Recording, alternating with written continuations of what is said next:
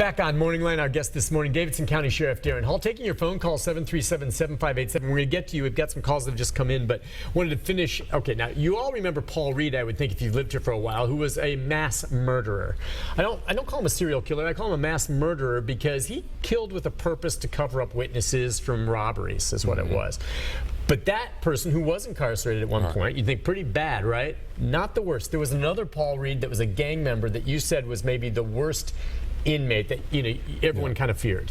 Yeah, staff and inmate. This has been in the late 80s, early 90s, and he was a gang member from California, a real big guy, and so yeah, he just ran the cell, and that's so yeah, he would control your phone. So give me that. Yeah, and take money, and just a lot of friction. The staff and he had a lot of friction. He was just a very violent, physical guy. And so how this ends, that I found verified, the inmates were this was in the late 80s, so in the wee hours of the morning, back then, you could put a stinger, which is what really is just plugging something into a plug in the wall and dropping it in the water. This is a piece of metal. This is how that self-made stinger, they called it, and it would boil for coffee. It would boil water. You'd stick it in an outlet and just drop a piece of metal in the water. And it would heat the water up for you. Oh, okay. So what they did was, the inmates in the cell, they boiled bleach. Okay. And while he was asleep, they dumped a whole mop bucket of boiling bleach from his head to his toes. It was bad, but it was how bad he was in that cell. And did he have other supporters or followers, or was he just a big bully that everyone was just afraid of? Yeah, I mean, he was a gang member before gangs were as big, if you will, and was in the hospital for, I remember right after this happened, and thought he would die over that, and got in the hospital, and literally jumped out of the bed with IVs and tried to run down the hallway. I mean, this guy was, wow. So he suffered burns all over his body from bleach. Boy, that's boiled bleach. And they somehow got hold of bleach. Right, and again, it was one of those deals about, we were way overcrowded back then. It was a very difficult situation to manage, and he was just, and he was eventually convicted in federal court on some. So who knows where he is now? Right, and again, like I said, the inmates were fearful of him in a lot of ways. The staff had a lot of trouble with him over all the time. So the worst inmate I remember. Wow, that's an interesting story. And they self-policed it themselves. Right. Eventually, fear took over. Wow. All right. Let's see. We have a caller on line 1. Go ahead, caller. Good morning. Are you there, sir? Caller 1. All right. We'll come back to him. Didn't have a name for him, so if he doesn't want to give a name, it's hard for him to know when to talk. Let's go to Grady. Hey, Grady. Good morning, Nick. Good morning, Grady. And Darren, you talk about that Halloween, going out. When we were kids, one house that always had Newhoff's hot dogs. They boiled them, and they set you down and give you one of them 8-ounce Cokes, and they let you eat it and drink it before you ever left. But about the jailhouse down there, how about just calling it jail? The Stony Lonesome. Don't make it so complicated. The Calaboose, the Gray Bar Motel. That's right. They go into the motel, but talking about Rabbit Beach, they say he could steal a car, pull it up next to the telephone pole, hook a chain to it, put it 80 miles an hour in reverse, and have you an engine and transmission. You may have to have new brackets for it, but they say he could have you an engine that's better than pull parts. I hang up and listen to y'all. Thank you, Grady. It's good hearing from you. Yeah, and Grady's right about that. That name was synonymous with. Yeah, I heard that name. Yeah, he was, kind of an escape artist too, but he was. As I said, he could steal the car while you were driving it, and literally not miss a beat. He was infamous in a lot of ways and lived out. I think I saw a story about him 5-6 years ago. Exactly. Out on Haywood Lane somewhere. Gone legit. Yeah, that's what I hear. That's right. Let's go to Tony. Hi, Tony. Good morning. Good morning. I remember that Rabbit Reach. Do you? Yeah. He phoned me at the place penitentiary, but we called him. He was always pacing, watching stuff, and checking things out before he tried to make a move. We was always feared for him. Even taking him to the outside hospital, we was always feared for him. Yep. But what I call is to talk to the sheriff. Now, it just has in the paper the other day, the state penitentiary, Charles Bass, I know I've talked to you before, Center, they're selling that, and they got room for expansion and everything out there, and it's already built.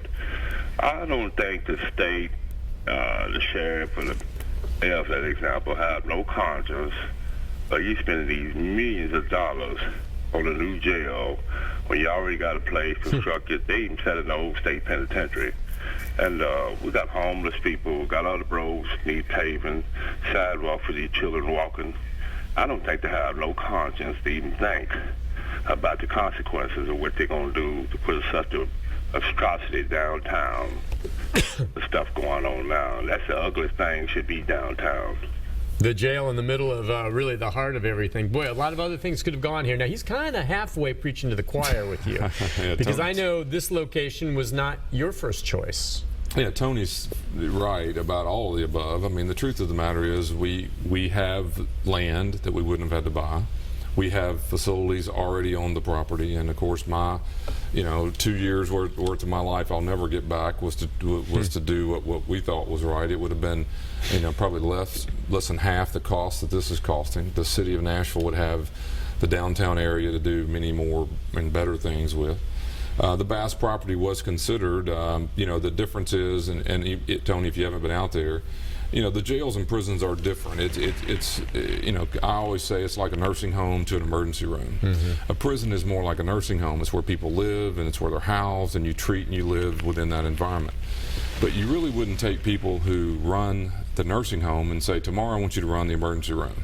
It's just two different worlds. Jails are high volume, very intensive, very active. And prisons are typically, where you're managing housed people who are long-term, who are detoxed, who are basically awaiting release, whatever that means. Jails are intake all day long, and you never slow down. And so it's two different worlds, and you can't take a prison. I've worked in both all over the country, and I can just tell you that you can't take a prison and make it a jail. You could use the land, and you could use some of the building, but the intake alone, we book 100 people a day, 40,000 people a year. That in itself is a major hub of what we do. And so where you would want that building that you're going to do the booking is close to where you house the people that are awaiting trial and doing all this, which is all out in the Harding Southeast Complex. So we lost that battle. Politics took over. That's where we are. We're going to spend more money than we should. It's in the wrong location. Tony is right about that. And Bass is still being talked about as an option for alternatives. There are things like we needed to use something in the interim of this build. We looked at moving stuff out there in the interim. And I've heard even as recently as last week or two, the city is looking at the Bass property for other things. Probably has nothing to do with what I do. But Tony's right on about that. Can't argue that. I would wonder if there's someone watching that was actually opposing the idea of building the new jail out there at the Harding Place complex there. Call in, because I'd like to get a little more sense of it, because I just feel, and I don't have a dog in this fight, I don't live here, but I happen to agree with you, Sheriff, that that would have been the place to go. And it did seem to me that it got out of hand, and then all of a sudden the city council with politics came into play. But I get a sense that a lot of people that were against it were not aware of the fact that there already were a ton of facilities out there for corrections. It wasn't like this was all of a sudden coming to some quiet, pristine neighborhood. This was an area that had prison or jail, right? CCA and everything else, and other holding out there without problems. In fact, it brought some business to the area. And somehow there was some groups of folks that just, I don't fully understand. Maybe I'm missing some of their argument, but it ended up with the council stupidly, because of politics, deciding let's just rebuild downtown, and it's going to cost so much more money, and I could have envisioned so many more cool things going in down here than a jail. I'm sorry. This is Nashville. It is hot city, folks. Right. And there could be something else here than, I agree with Tony, than this monstrosity of another jail with inmates in the middle of the downtown. It just, to me, to this day, just boggles my mind. Especially, it's going to cost you, the taxpayer, double the amount. What was the city council thinking? They were dumb. They're just dumb. Think about this. We see the building being brought down. I was telling somebody the other day, every penny we're spending to tear it down would not have been spent at all, because what you would have done is you would have said, I'm going to sell it to a developer, or I'm going to sell it to the and they take care of their it. cost. Yeah, but the city is maybe paying they to do renovate that. the jail and make it a 5-star hotel without tearing it down. Huh? I was in one of those, not a 5-star hotel, but I was in a hotel, this former jail.